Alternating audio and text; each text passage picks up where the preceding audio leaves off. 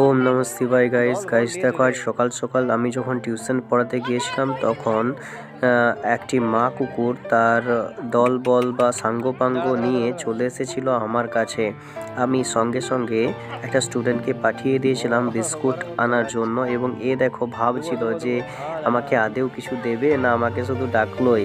তারপরে কিছুক্ষণ বাদে তারা যখন আবার ফিরে আসে তখন আমি তাদের জন্য বিস্কুট আনাই, এবং আনানোর পরে তাদেরকে দেখো ভেঙে ভেঙে দিই। তাদের তর্স হয়েছিল না কতক্ষণে বিস্কুটগুলি দেবে, যার জন্য আমাকে এখানে মাটির মধ্যেই তাদেরকে দিতে হয়েছিল। আর আমি ভেঙে ভেঙে দিচ্ছিলাম কারণ দেখো বাচ্চা কুকুরগুলি রয়েছে, আর এখানে দেখো বাচ্চা কুকুরটির মা সে কিন্তু দাঁড়িয়ে দাঁড়িয়ে দেখছে, সে কিন্তু খাওয়ার চেষ্টা করছে না।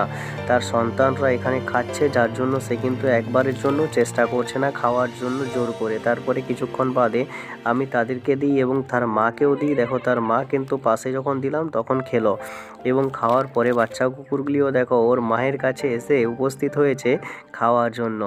এবং খানিক সময় বাদে দেখো আমার পায়ের কাছে চলে এসেছে এবং আমাকে কি করছে, আমাকে শুনছে, এবং দেখো একটা কুকুরকে ভাগিয়ে দিল ওরা।